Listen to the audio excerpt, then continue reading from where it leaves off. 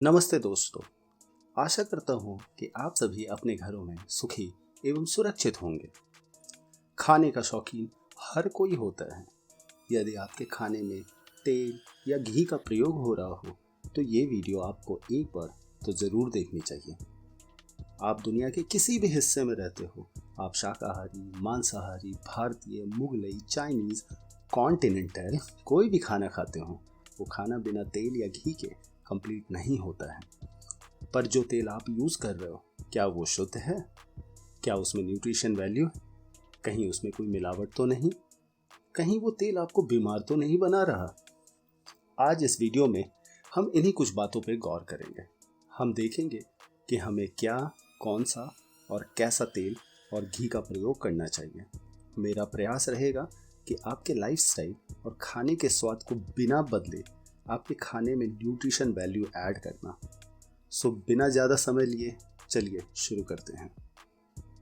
खाने का तेल सदियों से हमारे जीवन का एक महत्वपूर्ण हिस्सा रहा है। कलयुग में ही एक मॉडर्न युग आया जब हमारे खेतों के पास बड़ी बड़ी ऑयल रिफाइनरीज एस्टैब्लिश होने लगी। उनमें ऑयल सीड को मल्टीपल हार्मफुल केमिकल से प्रोसेस करके एक साफ, चमचमाता, अच्छी पैकेजिंग के साथ रिफाइंड ऑयल नाम का एक बेहद ही खतरनाक तेल बनाया जाने लगा। फिर ये ऑयल बड़े बड़े ट्रकों पर लोड होकर सुपरमार्केट में आने लगा और वहाँ से हमारे घरों में। इस रिफाइंड ऑयल से हमारे गांव के बाजार भी नहीं बचे हैं। रिफाइंड ऑयल बहुत सारे प्रोसेस से गुजरने के बाद बनता है। Neutralization process, bleaching process, deodorization process, dewaxing process, hydrogenation process, ना जाने कितने प्रोसेसेस हैं। न्यूट्रलाइजेशन प्रोसेस में तेल को फॉस्फेरिक एसिड और कास्टिक लाइ सॉल्यूशन के साथ गुजरना पड़ता है। हाइड्रोजनेशन प्रोसेस में हाई प्रेशर पर हाइड्रोजन गैस ऑयल में पास किया जाता है। इस प्रोसेस में हेल्दी फैट एक नए फैट में कन्वर्ट हो जाता है जिसे हम ट्रांस फैट बोलते हैं। जैसा कि आप सभी जानते हैं, ट्रांस फैट हमारे हेल्थ के लिए बिल्कुल ही सही नहीं है। ऑयल रिफाइनिंग प्रोसेस में तेल का टेम्परेचर 200 डिग्री तक चला जाता है, इसलिए इसमें न्यूट्रिशन वैल्यू ऑलमोस्ट ज़ीरो हो जाती है। आप यदि गौर से देखेंगे तो नोटिस करेंगे कि रिफाइंड ऑयल का विस्कोसिटी यानी कि गाढ़ापन ज़्यादा नहीं होता है। रिफाइंड ऑयल को अगर आप केमिकली ट्रीटेड ऑयल बोले तो गलत नहीं होगा।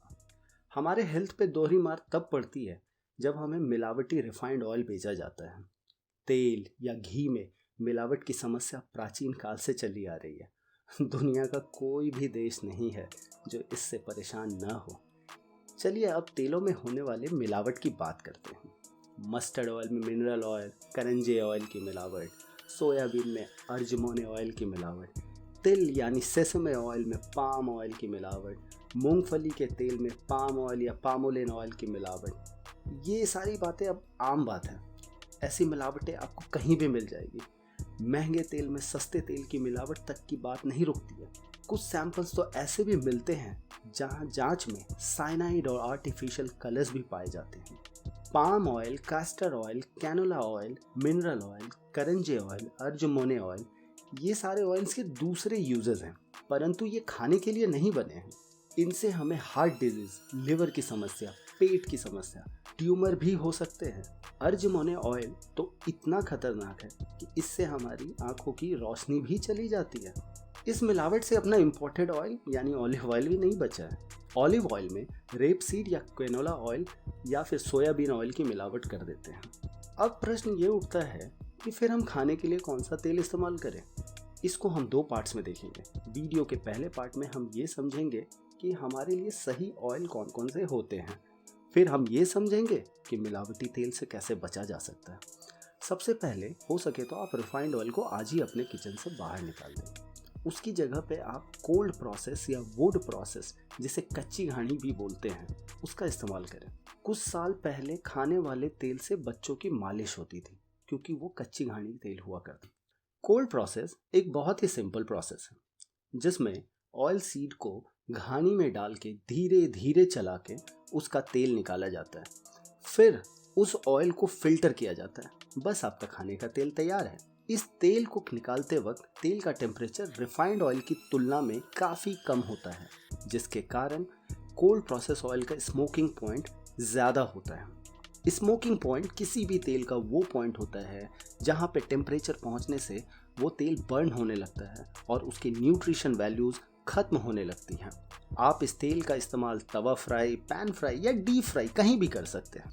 कच्ची घानी के तेल के बाद प्रश्न ये उठता है कि इतने सारे ऑयल में आपके लिए कौन सा ऑयल सही है। So basically mustard oil, coconut oil, तिल का तेल, मूंगफली का तेल, ऑलिव ऑयल, घी, ये सभी हमारी सेहत के लिए अच्छे हैं। दुनिया के हर हिस्से में अलग अलग तेल पाए जाते हैं। जो लोकली अवेलेबल होता है लोग वही खाने में इस्तेमाल करते हैं।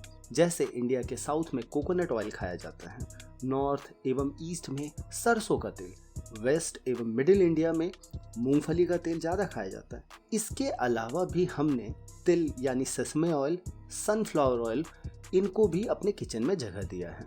जानकारों की माने तो इन सभी ऑयल का इस्तेमाल करना सेहत के लिए अच्छा है। आप अपने स्वाद के मुताबिक कोई भी 2 ऑयल सेलेक्ट कर लें और यूज़ करें। हमें ऑयल बदल बदल के खाना चाहिए। कभी पूरी तिल या सेसमे ऑयल में तल के देखें, कभी बिरयानी को शुद्ध देसी घी में पका के देखें, कभी दम आलू सरसों या मस्टर्ड ऑयल में पका के देखें। स्वाद आ जाएगा जी और सेहत तो बनेगी ही बनेगी। ऑलिव ऑयल एक अच्छा विकल्प है, परंतु ये काफ़ी महंगा है। ये भारत में नहीं होता है और बाहर से इंपोर्ट होता है, तो इसमें मिलावट होने का खतरा भी बढ़ जाता है। कुछ देशों में कैनोला ऑयल को ऑलिव ऑयल बोल के बेचा जाता है। लो क्वालिटी ऑलिव ऑयल को वर्जिन या एक्स्ट्रा वर्जिन का लेबल लगा के बेचा जाता है। इतने से भी काम न चले तो कस्टमर को लुभाने के लिए किसी यूरोपियन कंट्री का नाम भी यूज़ कर लेते हैं, भले ही वो ऑलिव ऑयल उस देश में बना हो या ना हो। ऑलिव ऑयल स्कैम को समझने के लिए डिस्क्रिप्शन बॉक्स में एक न्यूयॉर्क टाइम्स का एक स्लाइड शो है, कृपया एक बार ज़रूर देखें। कुछ लोग पॉमेस ऑलिव ऑयल को वर्जिन ऑलिव ऑयल समझ लेते हैं। अगर आप इन दोनों ऑलिव ऑयल्स में अंतर जानना चाहते तो प्लीज़ कमेंट सेक्शन में लिखें। हम इस टॉपिक पे एक डिटेल वीडियो आपके लिए लेकर आएंगे। जब आप ओरिएंटल फूड बना रहे हो तो ऑलिव ऑयल यूज़ कर सकते हैं। देसी घी भी हमारे साथ सदियों से चला आ रहा है। ये पौष्टिक एवं शक्तिवर्धक है। कोशिश करें कि देसी गाय या भैंस के घी का यूज़ करें। कुछ कंपनीज घी और कोकोनट ऑयल को सैचुरेटेड फैट के साथ जोड़ के इसे बदनाम करने की कोशिश करते हैं, परंतु स्टडीज़ में ये साबित हो गया है कि इसमें जो सैचुरेटेड फैट है वो हमारे हेल्थ के लिए अच्छा है। आज विदेशों में घी को क्लैरिफाइड बटर बोल के बेचा जा रहा है और बहुत महंगा बेचा जा रहा है। हमारा देसी घी भी मिलावटखोरों से बचा नहीं है। बाजार में शुद्ध घी से ज़्यादा मिलावटी घी है। इसीलिए जब भी घी खरीदें किसी रिलायबल सोर्स से ही लें। ये आपके और हमारे परिवार के हेल्थ से डायरेक्ट जुड़ा है। अब हमें क्या खाने से बचना है? वनस्पति घी से दूर रहें। ऐसा करके आप खुद को बहुत सारी बीमारियों से बचा लेंगे। घी और वनस्पति घी में अंतर होता है। सस्ते होटलों में वनस्पति घी यूज़ होता है। बेकरी वाले भी केक पेस्ट्रीज बनाने के लिए डालडा यूज़ कर लेते हैं। बहुत सस्ता जो मिलता है, सस्ते में ही आपको स्वादिष्ट खाना भी देना होता है। ऑलिव ऑयल एक अच्छा विकल्प है, परंतु ये महंगा ऑप्शन है। यदि आप अफोर्ड कर सकते हैं तो ऑलिव ऑयल को अपने डाइट में ऐड करें, बट कोशिश करें कि आप डायरेक्ट प्रोड्यूसर या डिस्ट्रीब्यूटर से लें। रिफाइंड सोयाबीन ऑयल से दूर रहें। सोयाबीन चंक्स और सोयाबीन रिफाइंड ऑयल में अंतर को पहचानें, कंफ्यूज ना हो। अब प्रश्न आता है कि हम शुद्ध तेल कहाँ से पाएंगे?